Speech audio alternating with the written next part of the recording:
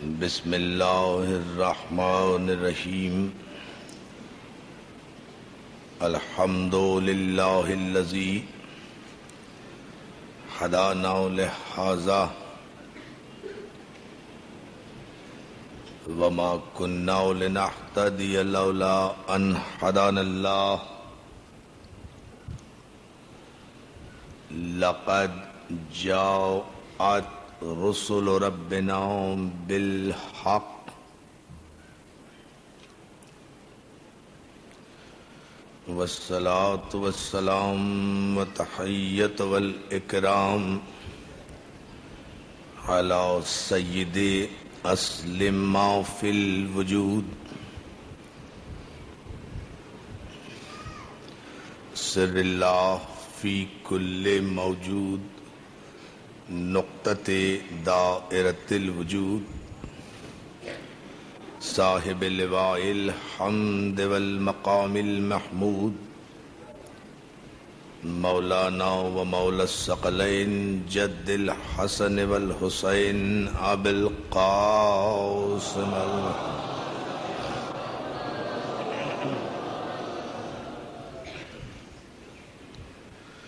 وآلہ الطیبین الطاہرین المعصومین المنتجبین المظلومین ولعنۃ اللہ علی اعدائہم اجمعین من یومنا ھذا الی یوم الدین اما بعد فقد قال حق سبحانہ وتعالی فی محکم کتابہ الحکیم وانذر عشیرتک الاقربین صلوات۔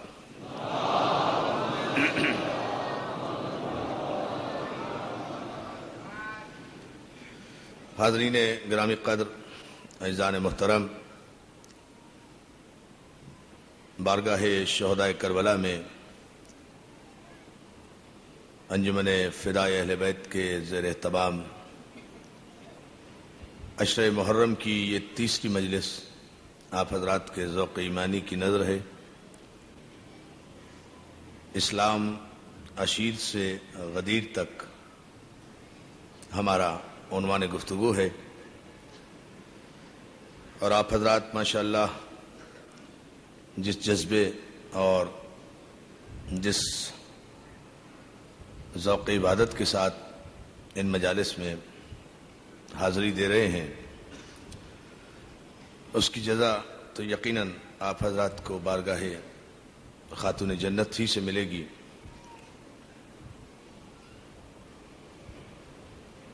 یہ مجالس ہماری شرگ حیات ہے،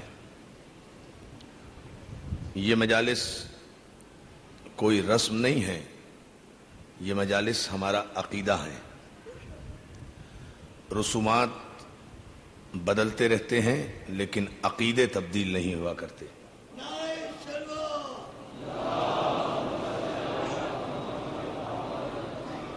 رسم و رواج بدلتے رہتے ہیں لیکن عقائد کبھی تبدیل نہیں ہوا کرتے، اس لیے کہ رسم معاشرے اور سماج کی پیداوار ہوتی ہے، عقیدہ معصوم کے لبوں کی جنبش سے بنتا ہے۔ توجہ ہے نا دوستو؟ عقیدہ مخبر صادق کی خبر سے بنتا ہے، عقیدہ معصوم کے لبوں کی جنبش سے بنتا ہے۔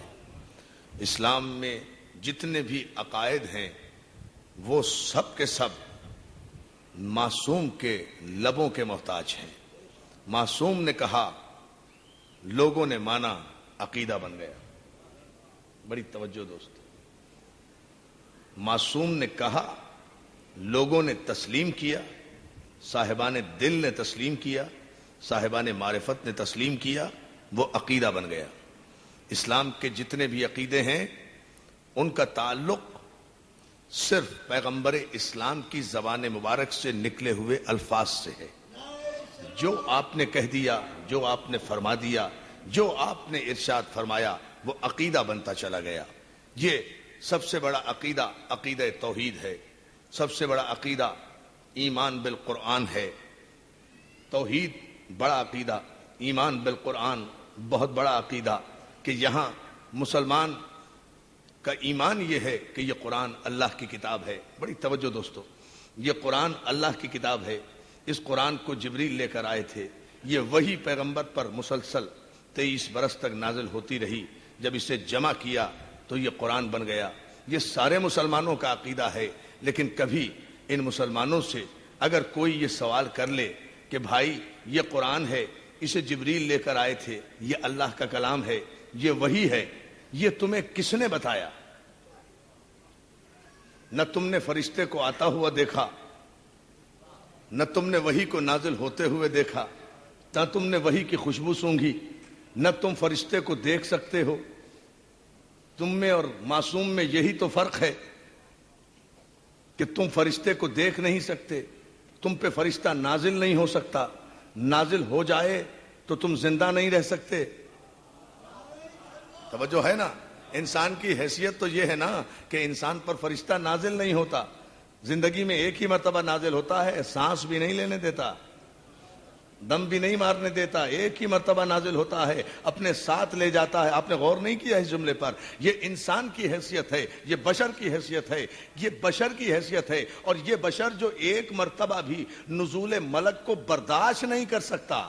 اس بشر کی جرأتیں دیکھو کہ وہ کہتا ہے کہ محمد ہم جیسے ہیں، وہ کہتا ہے کہ معصوم ہم جیسے ہیں. ارے تمہاری حیثیت تو یہ ہے کہ تم ایک مرتبہ بھی نزول فرشتہ کو اپنے قلب پہ برداشت نہیں کر سکتے. یہ ثبات قلب معصوم ہے کہ جس پر 23 برس میں 24,000 مرتبہ فرشتہ نازل ہوا لیکن قلب پیغمبر کو جنبش نہیں ہوئی. جو ہے نا، صلوات بھیجے محمد و آل محمد.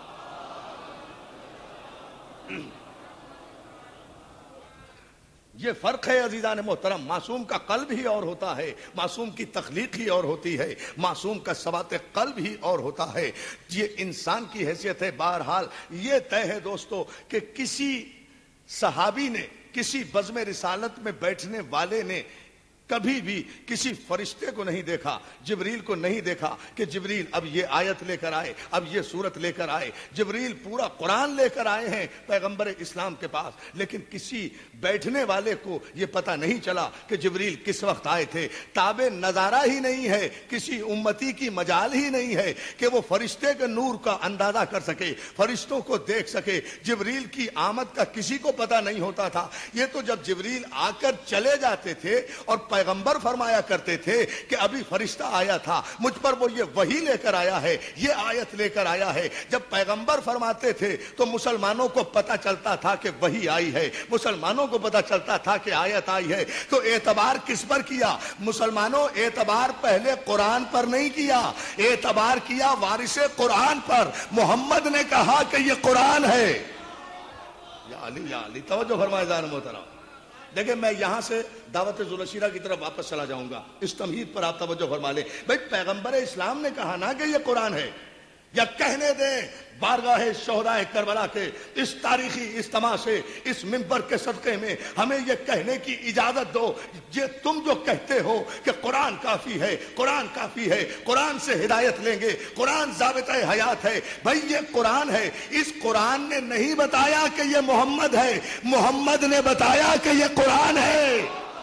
توجہ ہے نا؟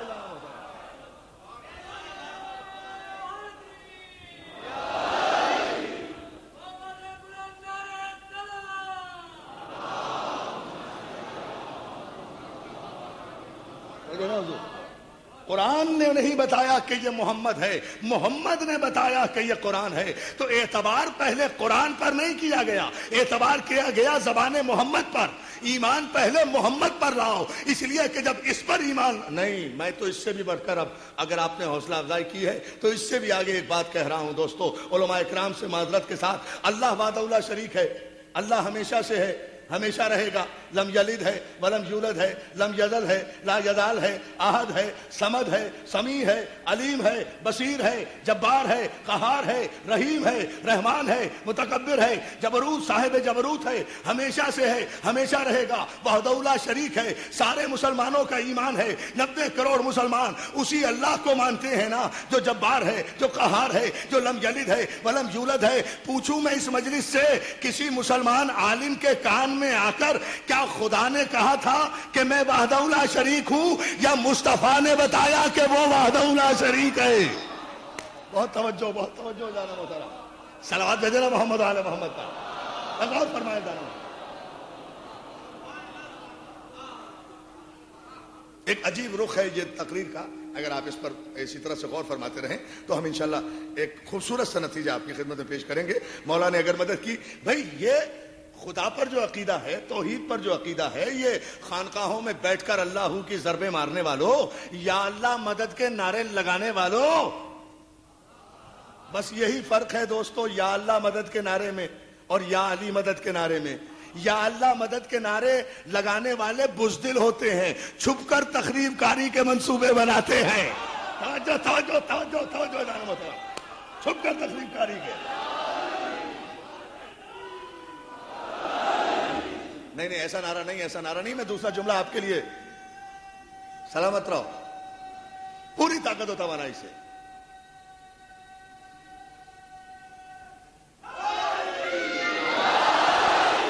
جو ہے نا جان محترم، مولا آپ کو سلامت رکھے۔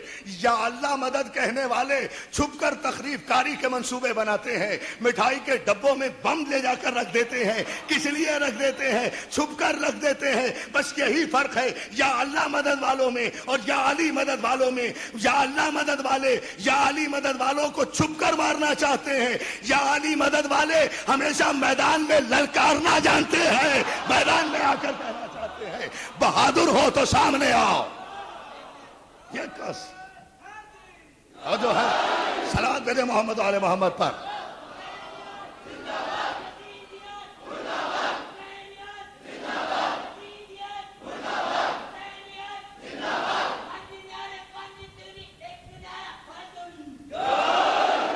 سلامت رکھے یا علی مدد کرنے والوں کہنے والوں کو عزیزان محترم، لیکن دنیا کو یہ معلوم ہو جانا چاہیے کہ حسینیت نام ہے، یزیدیت کے سینے پر اپنے ثبات کا گھٹنا رکھ کر اس سے اقرار کرانے کا کہ اقرار کر کے حسین حق تھا، حق ہے، حق رہے گا۔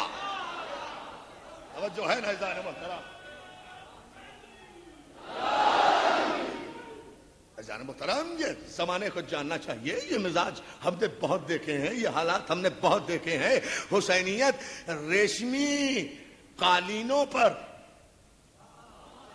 حسین ریشمی قالینوں پر درباروں کے ذریعے سے حسینیت ہم تک نہیں پہنچی۔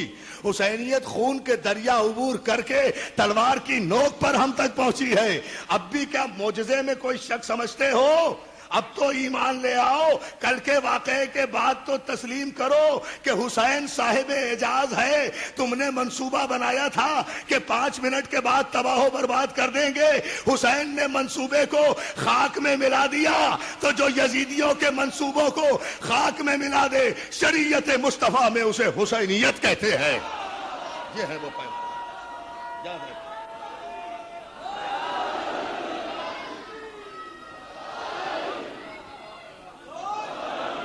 صلوات بھیجیں بآواز بلند محمد علیہ محمد۔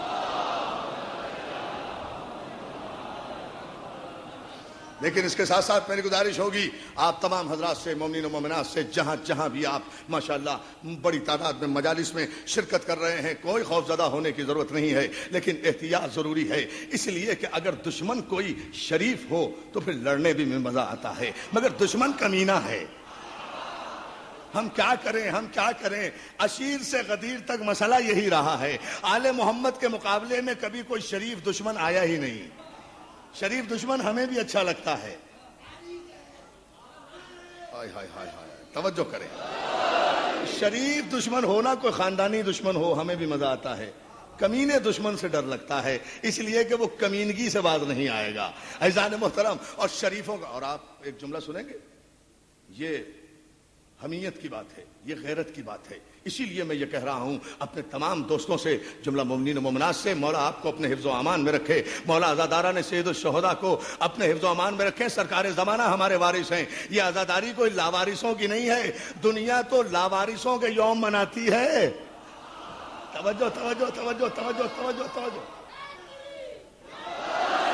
دنیا لاوارثوں کے یوم مناتی ہے جن کا کوئی وارث نہیں ہے، لیکن ہم حسین کا غم مناتے ہیں تو حسین کا وارث تھا نہیں ہے، اس صف ازا کا وارث ہے، اس منبر کا وارث ہے، اس محراب کا وارث ہے، اس مجلس کا وارث ہے، اور وہ وارث ہے جو پس پردہ بیٹھ کر بھی کائنات کے سارے نظام کو چلا رہا ہے۔ ہمارا امام بے اختیار نہیں ہے، با اختیار ہے۔ کمال ہے، تم لوگ چاہتے ہو کہ اس امام کی عزاداری کو ختم کر دو گے کسی ٹائم بم سے، ریموٹ کنٹرول سے۔ تمہیں اتنا نہیں پتا کہ اس ٹائم بم کی حیثیت کیا ہے؟ میرا امام تو وہ ہے جو انگلی کے اشارے سے سورج کا رخ پلٹ دیتا ہے، آفتاب کا رخ پلٹ دیتا ہے۔ جہاں سے ساری توانائی لیتے ہو، صلوات بھیجنا محمد و آل محمد پر۔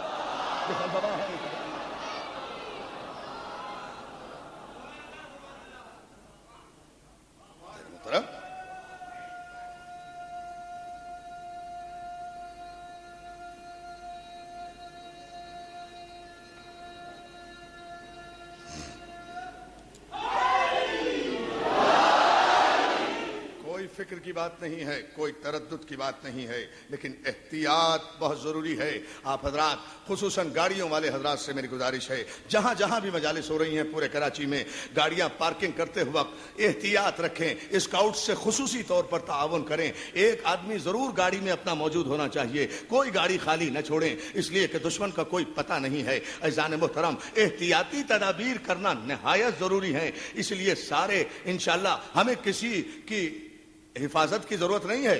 ہم حکومت سے کوئی مطالبہ نہیں کر رہے کہ ہماری مجلسوں کو تحفظ دو، حکومت خود اپنے آپ کی حفاظت کرے، یہ بہت بڑی بات ہے۔ توجہ ہے نا، جو خود غیر محفوظ ہوں وہ ہماری حفاظت کیا کریں گے؟ ہمیں ان سے کوئی مطالبہ نہیں کرنا، ان سے کوئی گزارش نہیں کرنی، ہم اپنی حفاظت کرنا خود جانتے ہیں۔ ہمیں پتا ہے کہ زندہ رہنے کے آداب کیا ہیں، ہمیں پتا ہے کہ مرنے کے سلیقے کیا ہیں۔ توجہ ہے نا عزیزان محترم، ہمیں پتا ہے، ہمارے بچوں کو بھی پتا ہے کہ مرنے کے سلیقے کیا ہیں، زندہ رہنے کے آداب کیا ہیں، زندہ رہو تو کس طرح سے، جان دو تو کس طرح سے۔ لیکن اس کے ساتھ ساتھ بار بار میری گزارش یہ ہوگی کہ جہاں جہاں بھی منتظمین، ہمارے مجالس کے جتنے بھی منتظمین ہیں، جہاں جہاں بھی ہماری مرکزی چھوٹی بڑی جتنے بھی جہاں بھی مجالس ہو رہی ہیں، سب کو اب منتظمین کی ذمہ داری ہے کہ وہ مومنین و مومنات، خصوصاً مومنات کے تحفظ کی پوری ذمہ داری لیں، اس لیے کہ کوئی بھی ناخوشگوار واقعہ اگر پیش آ جاتا ہے تو ہم مرنے سے نہیں ڈرتے، مگر دشمن کی چال کامیاب ہو جائے گی۔ دشمن یہ سمجھے گا کہ ہم نے عزاداری میں رکھنا ڈال دیا۔ دشمن تو یہی چاہتا ہے نا کہ وہ کسی بہانے سے عزاداری میں رکھنا ڈالے، اور ہم دنیا کو یہ بتانا چاہتے ہیں کہ قدم حسین کی جانب بڑھائے جائیں گے، زمانہ ساتھ ہمارے چلے چلے نہ چلے۔ صلوات بھیجیں بآواز بلند محمد و آل محمد۔ میں آپ کی خدمت میں عرض کر رہا تھا کہ یہ ملت مسلمہ کے علماء سے پوچھو، یہ پوچھو کہ یہ اللہ وحدہ لا شریک ہے، یہ اللہ وحدہ لا شریک ہے، یہ کس نے بتایا؟ وہ لم یلد ہے ولم یولد ہے، یہ کس نے بتایا؟ وہ ہمیشہ سے ہے، ہمیشہ رہے گا، یہ کس نے بتایا؟ وہ سمیع و علیم ہے، کیا خدا کسی کے پاس آیا معاذ اللہ؟ نہیں۔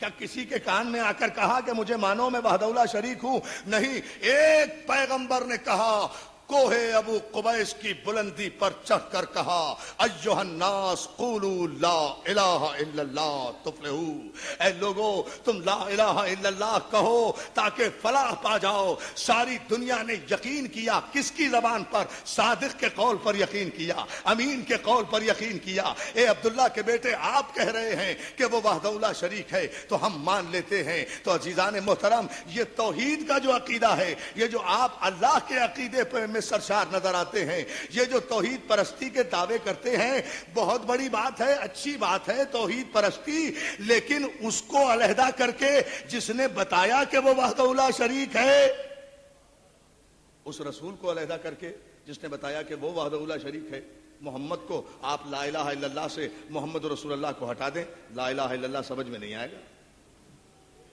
اس لیے کہ اگر ایسا ہوتا تو پھر یہ حدیث قدسی میں یہ لفظ نہ آتے کہ کنت کنزا مخفیہ، میں چھپا ہوا خزانہ تھا، میں نے چاہا کہ میں پہچانا جاؤں۔ میں نے چاہا کہ میں پہچانا جاؤں، میں تھا چھپا ہوا خزانہ، میں نے چاہا کہ میری معرفت ہو، میں نے چاہا کہ میں پہچانا جاؤں، تو اے محمد میں نے تجھے پیدا کیا۔ اب ذرا سی توجہ اس نتیجے پر، میں تھا چھپا ہوا خزانہ، میں نے چاہا کہ میری معرفت ہو، لوگ مجھے پہچانے، لوگ مجھے جانے، تو اے محمد میں نے تجھے پیدا کر دیا۔ بڑے سکون سے پڑھوں گا اس لیے کہ اس کا نتیجہ مجھے ذوالعشیر ہی تک لانا ہے۔ میں تھا چھپا ہوا خزانہ، میں نے چاہا کہ میری معرفت ہو، میں نے چاہا کہ میں پہچانا جاؤں، تو اے محمد میں نے تجھے پیدا کر دیا۔ پالنے والے، میں تیری بارگاہ میں عرض کرتا ہوں مالک تو تو اعلیٰ کل شیء قدیر ہے، تو تو مختار ہی مختار ہے مالک، تو تو کسی کا محتاج نہیں ہے۔ تو نے اگر چاہا تھا کہ تو پہچانا جائے تو تو ارادہ کرتا، تو ارادہ کرتا ساری کائنات تجھے پہچاننے لگتی، ہر دل میں اپنی معرفت ڈال دیتا، ہر دل میں اپنی معرفت ڈال دیتا۔ پالنے والے اگر تو نے چاہا تھا کہ تو پہچانا جائے تو تجھے کون روک سکتا تھا پہچانے جانے سے؟ تو ارادہ کرتا، تیرے ہی تو بندے تھے، تو نے ہی تو بنائے تھے ان کے دل و دماغ، ان کے دلوں میں اپنی معرفت، اپنی پہچان، اپنی شناخت، اپنی محبت، اپنا اقرار ڈال دیتا۔ پالنے والے تو نے چاہا کہ تو پہچانا جائے تو تو نے محمد مصطفیٰ کو وسیلہ کیوں بنایا؟ مولانا دیکھیں یہ عجیب جملہ ہے، پالنے والے تو علی کل شیء قدیر ہے، تو قدرت کاملہ کا مالک ہے، ساری تو رب محمد بھی ہے، رب علی بھی ہے، تو محمد کا بھی رب ہے، علی کا بھی رب ہے میرے مالک۔ تو نے چاہا تھا کہ تو پہچانا جائے تو مالک تو ارادہ کرتا، لوگ تجھے پہچاننے لگتے۔ تو نے محمد عربی کو وسیلہ کیوں بنایا؟ بندوں تک پہنچنے کے لیے، بندوں تک پہنچنے کے لیے۔ بھئی خدا نے چاہا نا کہ اس کی توحید بندوں تک آئے، تو بندوں تک آنے کے لیے خدا نے محمد مصطفیٰ کو وسیلہ بنایا۔ میرے مالک محمد کو وسیلہ بنانے کی کیا ضرورت تھی؟ ارادہ کرتا، خود بخود ساری دنیا کے دلوں میں تیری معرفت ہو پیدا ہو جاتی۔ تو جواب یہی آئے گا کہ تم تدبر مشیت کو کیا سمجھو؟ مشیت کی نگاہیں حال کے آئینے میں مستقبل کے ان بے وسیلہ قسم کے لوگوں کے عقیدوں کو دیکھ رہی تھی جو آگے چل کر معصوم وسیلے کا انکار کریں گے اور یہ کہیں گے کہ کسی وسیلے کی ضرورت نہیں ہے، ہم اپنی نمازیں، اپنے روزے، اپنے حج، اپنی زکاتیں، اپنے قرآن، اپنے اعمال صالح براہ راست اللہ تک پہنچا دیں گے، کسی کو وسیلہ نہ بناؤ، کسی کو راستہ نہ بناؤ۔ ہم ایسے لوگوں کے لیے حجت قائم کرنا چاہتے تھے کہ اللہ جیسا علی کل شیء قدیر بھی اگر بندوں تک آنا چاہے تو اپنی تمام تر قدرتوں کے باوجود بھی معصوم کے بغیر وہ بندوں تک نہیں آ سکتا، تو یہ گناہگار بندہ بغیر کسی معصوم کے اللہ تک کیسے چلا جائے گا؟ توجہ ہے نا انسان محترم؟ صلوات میرے بابا سے بلند۔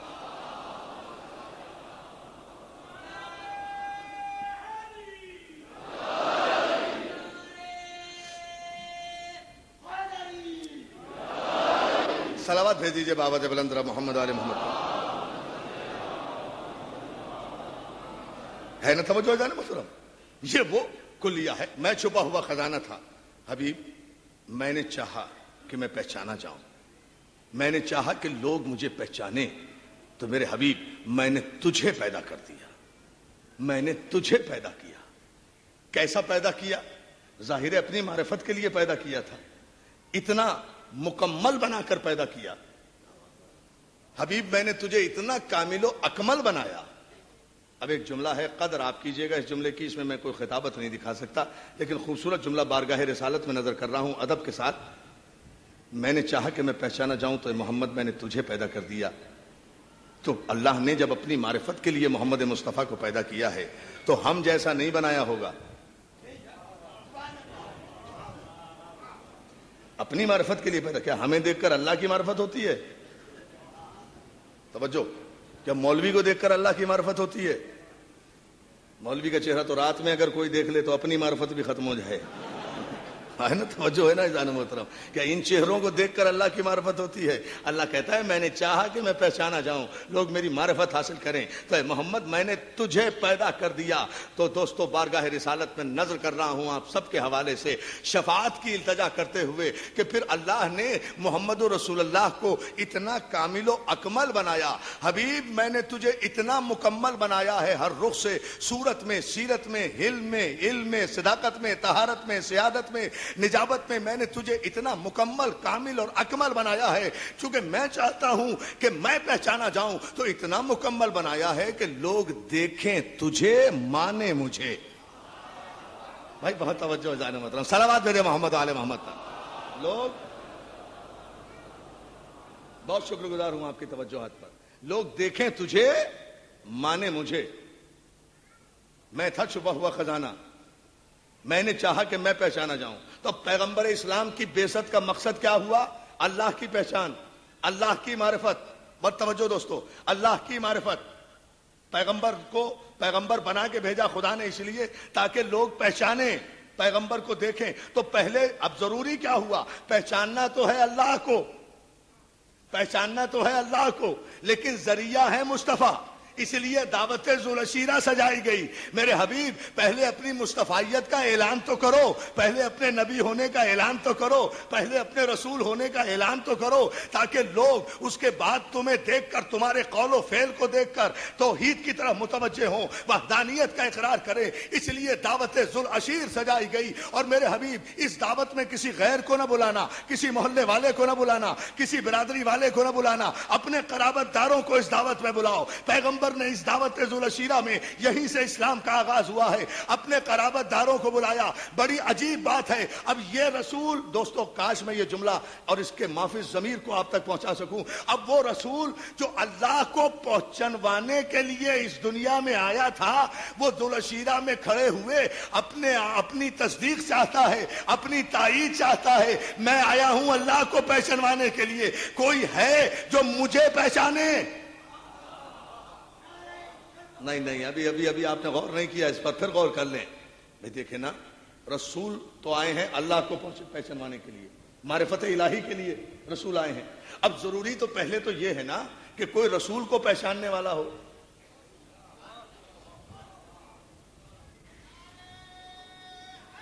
سلامت رہیے۔ اب ضروری ہے نا دوستو کہ کوئی اللہ کو تو پہچاننے والا رسول ہے، لیکن رسول کو پہچاننے والا بھی تو کوئی ہونا چاہیے نا۔ رسول کو پہچاننے والا جو رسالت کو پہچانے، محمد کو نہیں، محمد کو نہیں، محمد ابن عبداللہ کو سب جانتے ہیں۔ اگر پیغمبر اسلام سارے مکے میں اعلان کرتے بھائی میں کون ہوں، سب کہتے آپ محمد ہیں، آپ عبداللہ کے بیٹے ہیں، آپ عبد المطلب کے پوتے ہیں، آپ ہاشم کے چشم و چراغ ہیں، آپ نسل اسماعیل ہیں، آپ ذریت ابراہیم ہیں، آپ شجرہ طیبہ ہیں، آپ کا نسل اعلیٰ ترین نسل، آپ کا خاندان اعلیٰ ترین خاندان، آپ کا حسب نسب اعلیٰ ترین حسب نسب ہے، آپ شجرہ طیبہ سے تعلق رکھتے ہیں۔ سارا عرب گواہی دے دیتا نا محمد کے شجرے پر، لیکن مسئلہ محمد کے شجرے کا نہیں ہے، مسئلہ رسالت کی پہچان کا ہے۔ اب رسالت کی گواہی کون دے؟ رسالت کی گواہی تو عزیزان محترم بعد والے دے ہی نہیں سکتے۔ رسالت کا تو وہی گواہ ہوگا نا جو اس وقت سے موجود ہو جب سے یہ رسول ہے۔ صلوات بھیجے نا محمد آل محمد پر۔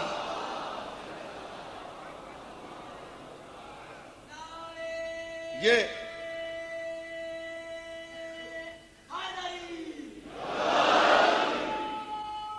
بات رسالت کی گواہی کی ہے نا کہ کوئی رسول کو پہچاننے والا ہو، یہی وجہ ہے۔ بس اب آپ کی توجہ، یہیں سے اسلام عشیر سے آغاز ہوا ہے۔ یہ جو ملت مسلمہ نے دھوکہ کھایا، یہ جو تاریخ کے مورخوں نے دھوکہ کھایا، یہ صرف اس لیے کھایا کہ ان بیچاروں کا کوئی قصور بھی نہیں۔ یہ تو پیدا ہوئے کافر، پلے کافر، بڑھے کافر، بچپن کافر، لڑکپن کافر، جوانی کافر، اعلان رسالت کے بعد مسلمان ہوئے نا، انہیں کیا پتا رسالت کب سے ہے۔ دیکھیں نا بھئی، تاریخ کا مورخ ہو یا راوی ہو، محدث ہو یا روایت بیان کرنے والا ہو، اسے کیا پتا بیچارے کو کہ رسالت کب سے ہے۔ اس لیے اس نے تو لکھ دیا کہ صاحب وہ 40 برس تک رسول نہیں تھے اور 40 برس کے بعد اعلان رسالت فرمایا۔ ظاہر ہے وہ یہی لکھے گا، بھئی اس کی پیدائشی مجبوری ہے، وہ بھی تو 40 برس تک مسلمان نہیں تھا نا۔ تاریخ کا وارث ہے نا دوستو۔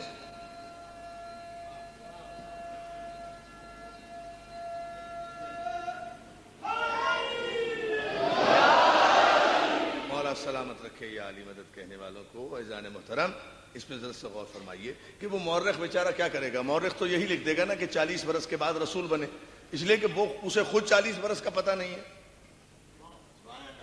40 برس پیغمبر کیا تھے اسے کیا پتا؟ وہ تو پیغمبر کے نزدیک آیا مسلمان ہونے کے بعد. نہیں غور نہیں کر رہے آپ اس جملے پر. بہت لاجیکل سی گفتگو کر رہا ہوں ایک نتیجہ دینے کے لیے. دیکھیں نا، تاریخ کے مورخ کو یا روایت کے راوی کو یا کسی محدث کو، اسے تو پیغمبر کے متعلق ان کے حالات کا علم اس وقت ہوگا نا جب وہ پیغمبر کے قریب آئے گا. پیغمبر کے قریب وہ کب آیا؟ 40 برس کے بعد. پھر یہی لکھے گا نا، چونکہ 40 برس تک پیغمبر کیا تھے اسے کیا پتا. اگر اسے 40 برس کی زندگی اور 40 برس کی حیات طیبہ پیغمبر کا علم ہوتا تو وہ پہلے مسلمان نہ ہو جاتا. وہ تو مسلمان خود بھی 40 برس کے بعد ہوا ہے، تو جس دن مسلمان ہوا ہے اسی دن سے پیغمبر کو نبی بھی مان رہا ہے. اصل میں جملے کی غلط فہمی ہو گئی. کہنا یہ چاہیے تھا اگر معرفت ہوتی کہ بھئی ہمیں نہیں پتا کہ 40 برس تک کیا تھے، لیکن ہم 40 برس تک کافر تھے. بہت توجہ صلوات علی محمد علی محمد پر. ہم 40 برس ایمانداری کا تقاضا، دیانتداری کا، حرمت قرطاس و قلم کا تقاضا تو یہ تھا کہ یہ کہنا چاہیے تھا کہ بھئی ہمیں 40 برس تک کا پتہ نہیں ہے، اور 40 برس کے حالات اگر معلوم کرنے ہیں تو ان سے معلوم کرو جن کے درمیان 40 برس رہا. ہمارے درمیان تو نہیں رہا، ہم تو بتوں کے درمیان رہے، وہ بت شکنوں کے درمیان رہا. توجہ ہے نا عزیزان محترم؟ ہمارا راستہ الگ تھا، اس کا راستہ الگ تھا. ہماری قوم الگ تھی، اس کی قوم الگ تھی. ہمارا قبیلہ الگ تھا، اس کا قبیلہ الگ تھا. ہم لات و حبل و عزا کے پجاری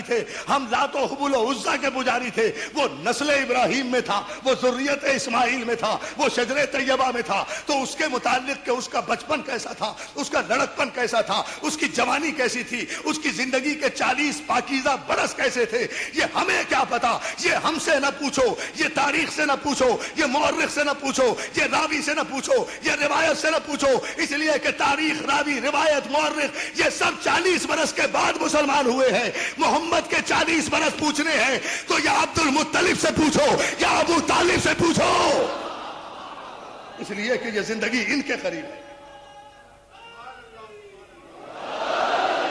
اب جو ہے نا دوستو، صلوات بھیجے بعد مل کر باواز بلند محمد علیہ وسلم.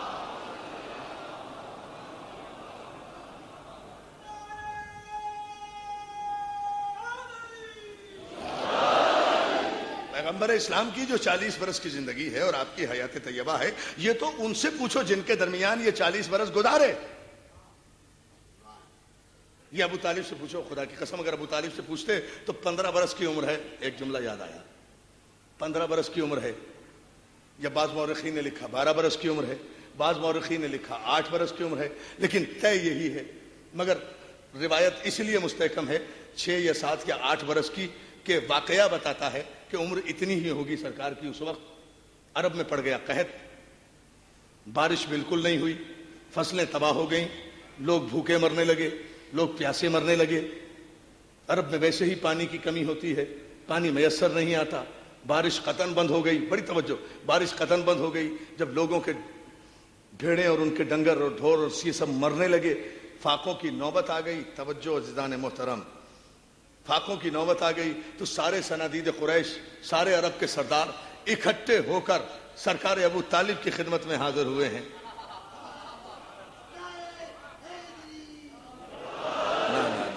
عظمت جناب ابو طالب پر صلوات بھیجیں اس وقت بآواز بلند.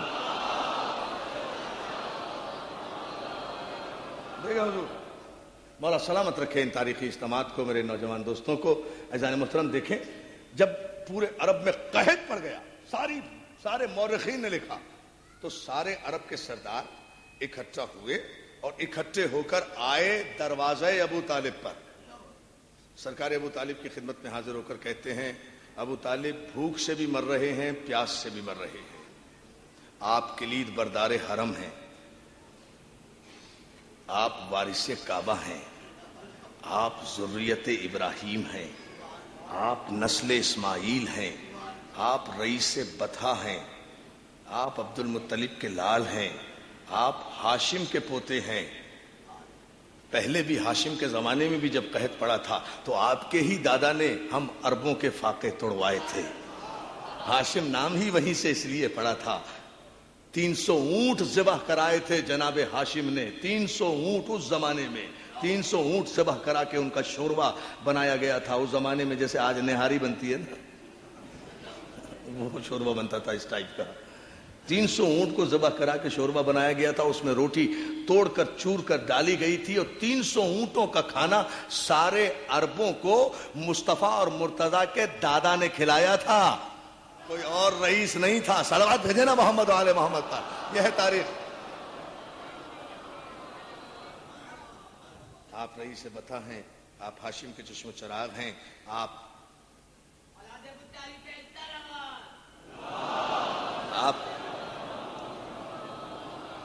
ابو طالب, آپ ایسا کریں کہ آپ اس قحط سے ہماری جان چھڑائیں, یہ عذاب ہم سے ٹلے. دعا کریں کہ باران رحمت آئے, بارش ہو.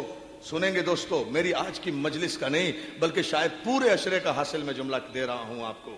یہ حقیقت وہ ہے جو سر چڑھ کے بولے, حق وہ ہے جو اپنے آپ کو منوا لے. سارے کافروں نے کہا اے ابو طالب, قحط پڑ رہا ہے, بارش کی ایک ایک بوند کو سارا عرب ترس رہا ہے, آپ دعا کیجئے. اللہ اللہ اللہ, بہت توجہ توجہ توجہ جان محترم. یہ کون ہے سارے کے سارے؟ یہ سب بت پرست ہیں جن کے 360 بت خانہ کعبہ میں رکھے ہوئے ہیں. آخر یہ اپنے بتوں کے پاس سے ہو کر ابو طالب کے پاس آئے ہوں گے نا. ان کا تو ہر نسل کا بت موجود تھا, ان کا تو ہر قسم کا بت کعبے میں موجود تھا. بارش کا دیوتا بھی تھا, پانی کا دیوتا بھی تھا, روٹی پانی کا دیوتا بھی تھا. آخر پہلے اس سے گڑ گڑائے ہوں گے, وہاں سے مایوس ہو کر ابو طالب کے پاس آئے. ایک فیصلہ کن جملہ, ابو طالب کے پاس آئے ہوں گے, آ کر کہتے ہیں آپ دعا کیجئے کہ خدا, آپ دعا کیجئے کہ بارش ہو. خدا کا تو کوئی تصور نہیں تھا ان کے یہاں. آپ دعا کیجئے کہ ابر رحمت آئے, آپ دعا کیجئے کہ ابر رحمت آئے. اے سیرت نگارو, تم کیا جانو, تم تو یہی لکھو گے کہ 40 برس کے بعد نبی بنے. سرکار ابو طالب نے اتنا سنا, کہا تم یہیں ٹھہرو, میں ابھی آتا ہوں. تھوڑی دیر کے بعد سرکار بیت الشرف سے باہر آئے تو سرکار محمد مصطفیٰ کو اپنے کاندھے پر بٹھائے ہوئے. صلوات بھیجے محمد. اب دیکھیں فیصلہ آئے. سرکار مولا مجھے طاقت دے, میں یہ جملہ ادا کر دوں. سرکار محمد مصطفیٰ کو اپنے کاندھے پر بٹھائے ہوئے آئے.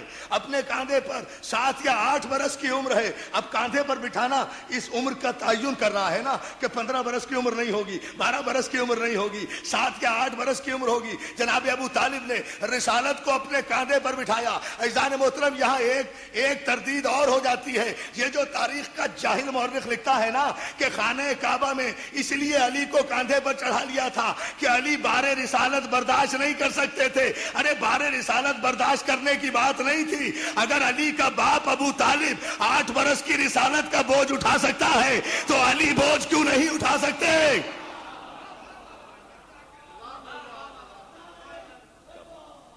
یہ جہالت کی بات ہے. یہ لوگ ایسے ہی لکھ دیتے ہیں صاحب چونکہ بار رسالت نہیں اٹھا سکتے تھے علی, اس لیے علی کو کاندھے پہ سوار کیا. کیوں؟ کیا اونٹنی پر نہیں بیٹھے کبھی رسول اللہ؟ اونٹ اٹھا سکتا ہے رسول کا بار, اور خیبر کو انگلیوں پہ اٹھانے والا نہیں اٹھا سکتا. صلوات بھیجنا محمد و آل محمد پر. اصلاح کرو تاریخ کی. کہاں کہاں نوجوانوں کو کنفیوژن میں مبتلا کر رہے ہو. ایسی صورتحال نہیں ہے, بلکہ پیغمبر چاہتے یہ تھے کہ اس لیے کیوں علی کو کاندھے پہ بلند کیا تھا؟ اس لیے کہ پیغمبر چاہتے یہی تھے کہ آج علی کاندھے پر بلند ہو. اس لیے کہ فتح مکہ کے بعد بت شکنی ہوئی ہے نا. فتح مکہ ہے اسلام کی آخری فتح, تو ظاہر ہے عدل رسالت کا تقاضا تھا کہ آخری فتح تو پہلی فتح کے نتیجے میں ہوئی ہے نا. اگر پہلی جنگ ہی فتح نہ ہوتی تو آخری جنگ کی نوبت کہاں تک آتی؟ عدل رسالت کا تقاضا تھا. اے دعوت ذوالعشیرہ میں اپنے وعدے کو نبھانے والے, تو نے کہا تھا کہ I will help you, I will obey you, I will break down the bones of your enemies. میں آپ کے دشمنوں کی ہڈیاں توڑ دوں گا. یا علی تجھے زیب دیتا ہے کہ تو بتوں کی ہڈیاں توڑ دے, اس لیے کہ یہ ساری فتح تیرے سر ہے. سلامت رہو.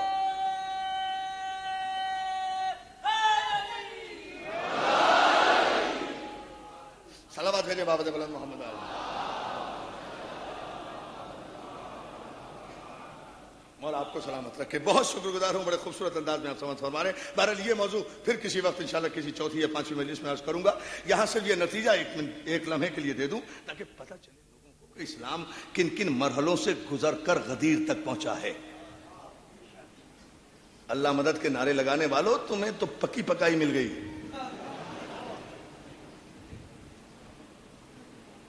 دیکھو اسلام کتنے زلزلوں سے گزرا ہے, کتنی قیامتوں سے گزرا ہے, تب کہیں اسلام اس منزل تک آیا ہے.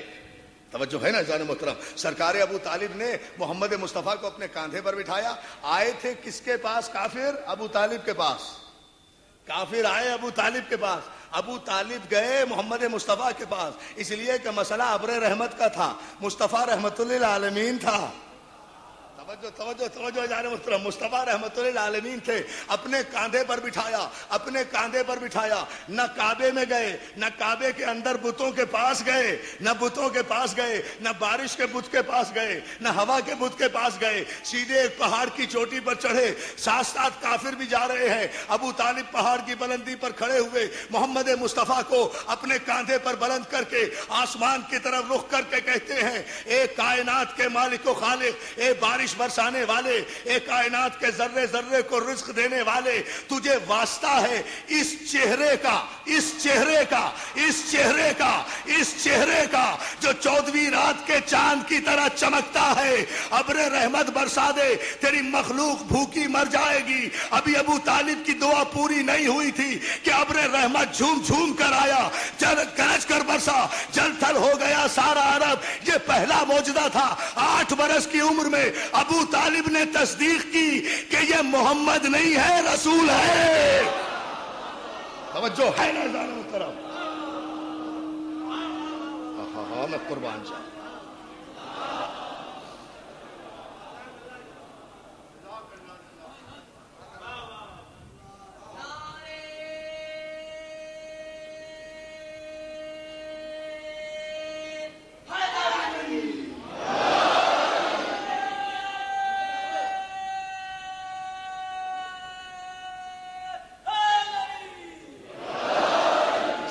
بھیجیے بابا سے بلند محمد و آل محمد پر.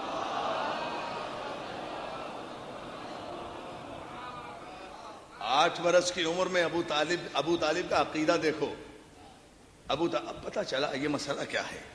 مسئلہ یہی ہے, آئے تھے کافر کہ بارش کی دعا کی جائے. ابو طالب نے سارے کافروں کے سامنے بتا دیا کہ معصوم کے وسیلے کے بغیر کوئی دعا قبول نہیں ہوا کرتی. وسیلہ کسے بنایا؟ 14ویں رات کے چاند کو وسیلہ بنایا, اس چہرے کو وسیلہ بنایا جو 14ویں رات کے چاند کی طرح چمکتا ہے. عزیزان محترم, وسیلہ بنایا, کسی بت سے سفارش نہیں کی, لات و حبل کے پاس نہیں گئے, اللہ سے خطاب کیا, وسیلہ محمد کو بنایا. اب رحمت ہوئی, اب رحمت ہوئی, اب جل تھل ہوا. ابو طالب کی دعا کے صدقے میں, محمد کے وسیلے کے صدقے میں جن عربوں کے فاقے ٹوٹے, ان بدنصیب عربوں کی اولادیں کہتی ہیں کہ ابو طالب کافر تھا. توجہ, صلوات میرے محمد آل محمد.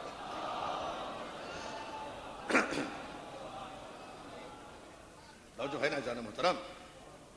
تو قحط زندگی سے, قحط حیات سے اگر نجات چاہتے ہو تو اسلام کی ابتدا کو سمجھو.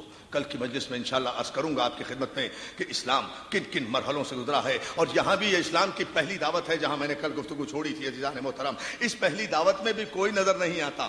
اگر اس پہلی دعوت کو آپ اٹھا کر دیکھیں گے تو یا ابو طالب نظر آتا ہے, یا ابو طالب کا بیٹا علی نظر آتا ہے. اسلام کا آغاز ذوالعشیرہ ہے. اسلام کی تکمیل بزم غدیر ہے. اسلام شروع ہوا عشیر سے, اسلام ختم ہوا غدیر پر. ابتدا عشیر ہے, انتہا غدیر ہے.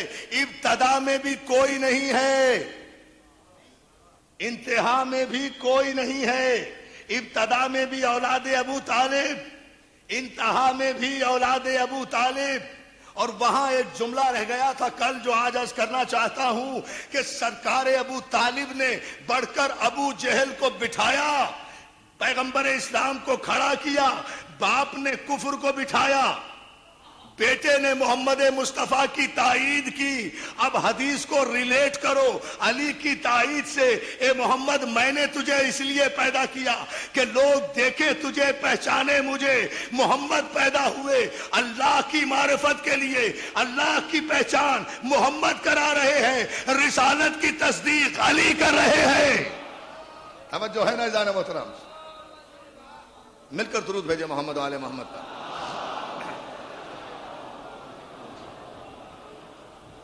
رسالت کی تصدیق، نبوت کی تصدیق علی کر رہے ہیں، اس لیے کہ مسئلہ رسالت کا تھا، مسئلہ نبوت کا تھا، اور رسالت کی تصدیق وہ کرے گا جو اس وقت سے موجود ہو جب سے یہ رسول ہے۔ یہ کل کی مجلس میں عرض کروں گا اس کی وضاحت۔ قرآنی آیات کی روشنی میں یہ بات ثابت ہے، یہ صرف حدیثوں سے ثابت نہیں ہے، یہ ہمارا یہ عقیدہ ہی نہیں ہے کہ علی اس وقت سے ہے، نہیں، یہ حقیقت قرآن ہے کہ جب سے یہ رسول ہے تب سے علی ہے۔ جبھی تو پیغمبر نے غدیر میں کہا تھا من کنت مولا ہو فہذا علی مولا، جس کا میں مولا اس کا یہ علی مولا، جس کا میں مولا اس کا یہ علی مولا، جیسا میں مولا ویسا علی مولا، جب سے میں مولا تب سے علی مولا، جب تک میں مولا تب تک علی مولا، جب تک میں مولا تب تک علی مولا۔ ابس در مانیے من کن تو مولا می روی ہر جا، علی مولا بئی مانا کہ پیغمبر بود مولا۔ یہ مولا کے معنی میں ادھر ادھر کی بحثیں مت کرو، لغتیں مت چھانو۔ علی مولا بئی مانا کہ پیغمبر بود مولا، علی اسی طرح سے مولا ہے جیسے پیغمبر مولا ہے۔ بحث اس بات پر نہیں ہے کہ علی کو کون مولا مانتا ہے، بحث ان مجلسوں میں یہ ہے کہ نبی کو کون مولا مانتا ہے۔ اب دیکھنا صرف یہ ہے کہ نبی کس کس کا مولا ہے، جس کا نبی مولا ہوگا خود بخود اس کا علی مولا ہوگا۔ جو نبی کو مولا نہیں مانتا اسی کو تو شریعت میں کافر کہا جاتا ہے۔ فیصلہ خود کرو کہ کافر وہ ہیں کہ جو مولا مانتے ہیں یا کافر وہ ہیں کہ جو مولا نہیں مانتے۔ توجہ ہے نا جانا محترم؟ فیصلہ تو یہاں ہوگا نا۔ صلوات بھیجیں آپ آواز بلند محمد آل محمد کا۔ خیر ذرا اس نتیجے کو آنے دے، ذرا مولا آپ کو سلامت رکھے۔ انشاءاللہ پھر باقی تفصیل میں عرض کروں گا، المحسن میں، پھر رضویہ میں، پھر مارٹن روڈ میں۔ اس جملے پر ایک لمحہ اور عزیزان محترم، چونکہ تصدیق کی ہے خون ابو طالب نے، باقی سب نے کلمہ پڑھا ہے۔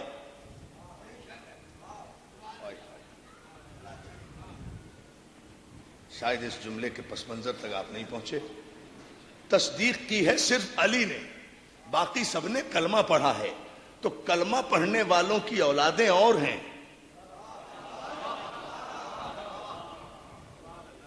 تصدیق کرنے والوں کی اولادیں اور ہیں۔ جنہوں نے کلمہ پڑھا ہے نا ان کی تو عادت ہے کلمہ پڑھنا، جو بھی اقتدار میں آ جائے گا اس کا کلمہ پڑھ لیں گے، چاہے یزید آ جائے اقتدار میں۔ توجہ توجہ توجہ، کلمہ پڑھنے کی عادت جو ہو گئی، اس لیے کہ جن کے بڑے بڑے بہادر صرف محمد کا جاہ و جلال یا حمزہ کی تلوار کے تیور دیکھ کر کلمہ پڑھ رہے ہوں، اللہ اللہ اللہ اللہ اللہ اللہ غور فرمائے نا، تو انہیں تو سلامت رہو۔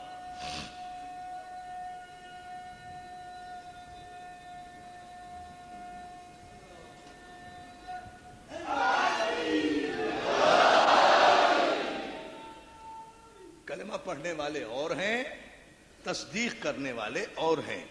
کلمہ پڑھنے والوں کی اولادیں اور ہیں۔ بہت توجہ، دو رخ یہاں سے ذوالعشیرہ سے چلے ہیں اسلام کے، ایک کلمہ پڑھنے والے، ایک تصدیق کرنے والے۔ جو کلمہ پڑھنے والے تھے وہ بس کلمہ ہی پڑھتے رہے، جو بھی برسر اقتدار آتا رہا اس کا کلمہ پڑھتے رہے، لیکن جنہوں نے تصدیق رسالت کی تھی وہ قبیلہ جو تھا وہ رسالت کو خطرات سے بچاتا رہا، وہ رسالت کی سپر بنا رہا، وہ رسالت کا محافظ بنا رہا، اور کسی کی ذمہ داری بھی نہیں تھی۔ اس لیے کہ تصدیق، بھائی اگر حسین کربلا میں نہ آتے تو کون آتا؟ حسین ہی کو آنا تھا نا، اس لیے کہ حسین کے باپ نے تصدیق کی تھی کہ تو رسول ہے۔ توجہ، یزید کے باپ نے تصدیق نہیں کی تھی، معاویہ کے باپ نے تصدیق نہیں کی تھی، حسین کے باپ نے تصدیق کی تھی کہ میں گواہی دیتا ہوں کہ آپ اللہ کے رسول ہیں. اور جب اس رسالت کا یزید انکار کر رہا تھا تو سب چپ تھے، اس لیے کہ سب نے صرف کلمہ پڑھا تھا. حسین نے تصدیق کی تھی. حسین کو کربلا میں آنا چاہیے تھا، حسین کو میدان میں آنا چاہیے تھا. حسین کی ذمہ داری تھی، میرے نانا تیرا دین باقی رہے گا، میرے نانا تیرا اسلام باقی رہے گا، میرے نانا تیری نبوت باقی رہے گی. کس دیوانے نے ان مسلمانوں کو یہ بتا دیا ہے کہ نبوت کا کوئی وارث نہیں ہوتا؟ کس دیوانے نے ان مسلمانوں کو یہ بتا دیا ہے کہ نبوت لاوارث ہوتی ہے؟ نبوت کا وارث موجود ہے، اور جس کا وارث موجود ہو اس کا نام کوئی مٹا نہیں سکتا. دوستو، آل محمد میں اور امت میں یہی تو فرق ہے. امت کا کوئی وارث ہی نہیں ہے، آل محمد کا وارث آج بھی موجود ہے. آل محمد کا وارث آج بھی موجود ہے. اسی لیے آل محمد کے پیغام کو، ان کے نام کو، ان کے ذکر کو دنیا کی کوئی طاقت نہیں مٹا سکتی. حسین آئے کربلا میں اور پوری طاقت و توانائی کے ساتھ آئے اور یہ اعلان کرتے ہوئے آئے، یزید اگر تیری طاغوتی طاقتوں کو کربلا کے میدان ہی میں دفن نہ کر دوں تو ابو طالب کا بیٹا نہ کہنا. اس لیے کہ ہم تصدیق کرنے والے ہیں، ہم نے رسالت کی تصدیق کی ہے، تو ظاہر ہے کہ اس تصدیق کی قیمت بھی ہم ہی ادا کریں گے. اس تصدیق کی قیمت بھی ہم ادا کریں گے. کربلا نام ہے نبوت کی قیمت کا. اب اندازہ کریں، ارے نبوت کتنی قیمتی چیز ہے. نبوت اتنی قیمتی ہے کہ حسین کو اپنے اکبر سے زیادہ پیاری ہے نبوت. حسین کو اپنے عباس سے زیادہ پیاری ہے نبوت. حسین کو اپنے اصغر سے زیادہ پیاری ہے نبوت. حسین کو اپنے قاسم سے زیادہ پیاری ہے نبوت. حسین کو اپنے اون محمد سے زیادہ پیاری ہے نبوت. حسین کو اپنے مسلم سے زیادہ پیاری ہے نبوت. حسین کو اپنے حبیب سے زیادہ پیاری ہے نبوت. حسین کو اپنے سعید سے زیادہ پیاری ہے نبوت. حسین کو اپنے غم کا معجزہ دیکھنا ہے تو ان بچوں کی آنکھوں میں آنسو دیکھو. یہ بچے بھی آنسوؤں سے رو رہے ہیں اس لیے کہ ان کی ماؤں نے سنا ہوگا، ہائے سکینہ، ہائے علی اصغر. یہ ہماری مائیں، غم حسین ہماری مائیں ہمیں دودھ میں پلاتی ہیں. غم حسین ہماری مائیں، یہ غم ہمیں کتاب میں نہیں ملتا، یہ غم ہمیں کہیں نہیں ملتا. یہ غم ہمیں ہماری مائیں اپنے دودھ کے ذریعے سے پلاتی ہیں. چھوٹے چھوٹے بچوں کا رونا یہ بتاتا ہے، چھوٹے چھوٹے بچوں کا رونا یہ بتاتا ہے کہ ہمارے بچوں کو بھی پتا ہے کہ حسین کے بچوں پہ قیامت گزری ہے. ارے یہ سارا کربلا نہ بھی سمجھیں، یہ چھوٹے بچے سارا کربلا نہ بھی سمجھیں، انہیں اتنا تو یاد ہوگا نا کہ مسلم کے دو چھوٹے چھوٹے بچے. مولا تمہیں سلامت رکھے میرے بھائی، مولا تمہیں آباد رکھے. آپ تو پہنچ گئے کوفے. میری ماں بہنوں، اللہ تمہاری گودیوں کو آباد رکھے، اللہ تمہارے بچوں کو سلامت رکھے.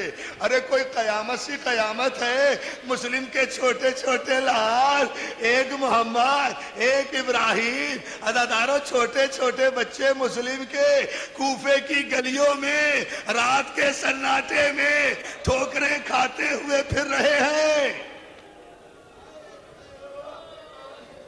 حوصلہ حوصلہ حوصلہ. مجھے کوئی جلدی نہیں ہے دوستو، دو چار جملے مجھے ضرور کہنا ہے. قید ہوئے مسلم کے بچے، قید ہوئے مسلم کے بچے، قید ہوئے مسلم کے بچے. داروغہ زندان روزانہ کھانا کھلاتا، پانی پلاتا. ایک دن دونوں بچوں نے داروغہ زندان سے کہا، داروغہ زندان کیا تیرے کوئی اولاد نہیں ہے؟ کہا ہاں میں صاحب اولاد ہوں. کہا داروغہ زندان ہمیں اتنا بتا دے کہ کیا تو مسلمان ہے؟ کہا الحمدللہ. کہا کس کا کلمہ پڑھتا ہے؟ کہا محمد رسول اللہ کا کلمہ پڑھتا ہوں. کہا محمد رسول اللہ کا کلمہ پڑھتا ہے؟ کہا ہاں محمد کا کلمہ پڑھتا ہوں. کہا ان کے ایک بھائی علی تھے. انہیں تو جانتا ہے؟ دروغہ کہتا ہے کیوں نہیں جانتا؟ میرے آقا و مولا تھے۔ کہا علی کے ایک بھائی عقیل تھے، انہیں جانتا ہے؟ کہا کیوں نہیں جانتا؟ میرے مولا کے بڑے بھائی تھے۔ کہا انہیں جانتا ہے؟ انہیں جانتا ہے۔ ارے ہم اسی عقیل کے پوتے ہیں، اسی عقیل کے پوتے ہیں۔ دروغہ زندان نے اتنا سنا، قدموں پہ گرا، بچوں کی ہتھکڑیاں کھول کے کہا بچوں مجھے معاف کر دینا، مجھے علم نہیں تھا کہ تم مسلم کے بچے ہو، میں اور تو کچھ نہیں کر سکتا، پورا شوب زمانہ ہے، اور تو کچھ نہیں کر سکتا، یہ رات کا وقت ہے، زندان کا دروازہ کھول دیتا ہوں، جہاں چاہے چلے جاؤ۔ بچوں نے کہا تیرا بڑا احسان ہے۔ دروازہ کھل گیا، 2 جملے، دروازہ کھلا۔ بچوں نے جب قید خانے سے قدم باہر رکھا تو دروغہ زندان ہاتھوں کو جوڑ کے کہتا ہے بچوں اور کچھ نہیں چاہتا، اپنی دادی زہرا سے میری شکایت نہ کرنا۔ جزاک اللہ، جزاک اللہ۔ دادی زہرا سے میری شکایت نہ کرنا۔ بچے چلے گئے، سہمے ہوئے بچے، رات، سناٹا، تاریکی، کوفے کی گلیاں، چاروں طرف دشمن کے سپاہی، دونوں سہمے ہوئے بچے آخر ایک دریا کے کنارے پہنچ گئے، ایک درخت پہ چڑھ کے رات گزارنے لگے۔ عزادارو آدھی رات، صبح کا وقت ہوا کہ ایک عورت دریا پر پانی بھرنے آئی، اس نے جو پانی میں 2 چاند سے چہروں کا عکس دیکھا، درخت کے اوپر نظر کی، دیکھا 2 چاند کے ٹکڑے گلے میں باہیں ڈالے ہوئے، آخری جملہ، گلے میں باہیں ڈالے ہوئے بیٹھے ہوئے ہیں۔ اس عورت نے کہا بچوں نیچے آ جاؤ۔ دونوں بچے کہتے ہیں پہلے تو بتا تو کون ہے؟ کہا کہ تمہیں اس سے کیا ہے، تم نیچے آ جاؤ، میں تمہیں کھانا کھلاؤں گی، میں تمہیں پیار کروں گی۔ پہلی مرتبہ کسی نے محبت سے بات کی، دونوں بچے نیچے آ گئے، بچوں نے تعارف کرایا ہم مسلم ابن عقیل کے یتیم ہیں۔ عورت نے گلے میں باہیں ڈال لی، پیار کیا، میں قربان، اپنے گھر میں لے آئی، بچوں کو لے آئی، سب سے پہلے بچوں کے سروں سے مٹی صاف کی، اور اس کے بعد کہا بچوں ابھی میرا خامن دشمن اہل بیت ہے، میرا خامن ملعون ہے، میرا شوہر ملعون ہے، وہ تھوڑی دیر میں آ جائے گا، اس سے پہلے کہ وہ آئے تم ذرا نہا لو، اللہ جانے کب سے نہیں نہائے ہوگے۔ عزادارو دونوں بچے نہانے کے لیے کھڑے ہو گئے، حوض میں جب چھوٹا بھائی کھڑا ہوا نا، اور بڑے بھائی نے پانی ڈالا، میری مائیں اور میرے بچے سنے یہ جملہ، بڑے بھائی نے جب چھوٹے بھائی کو نہلانے کے لیے پانی ڈالا تو عزادارو چھوٹا بھائی کہتا ہے بھیا آج تو اماں بہت یاد آ رہی،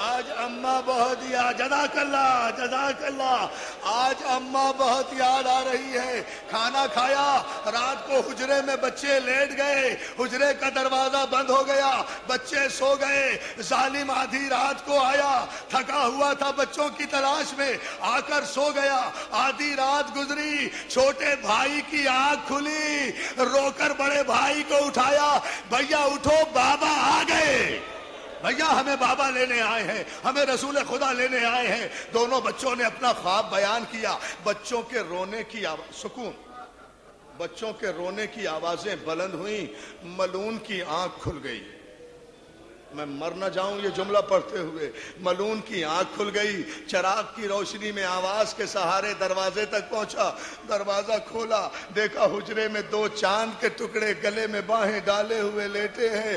عزادارو میری آنکھیں اندھی ہو جاتی میں یہ جملہ نہ پڑھتا۔ اس ملعون نے بچوں کو اٹھایا نہیں، ارے تم اپنے بچوں کو، سوئے ہوئے بچوں کو پیار سے اٹھاتے ہو نا، بچوں کو کبھی غصے سے تو نہیں اٹھاتے۔ مسلم کے یتیموں کو حارث ملعون نے بالوں سے پکڑ کر زمین سے اٹھایا، بچوں کی آنکھ کھل گئی۔ جزاک اللہ، ماتم کرو عزادارو، قیامت کی مجلس ہو رہی ہے،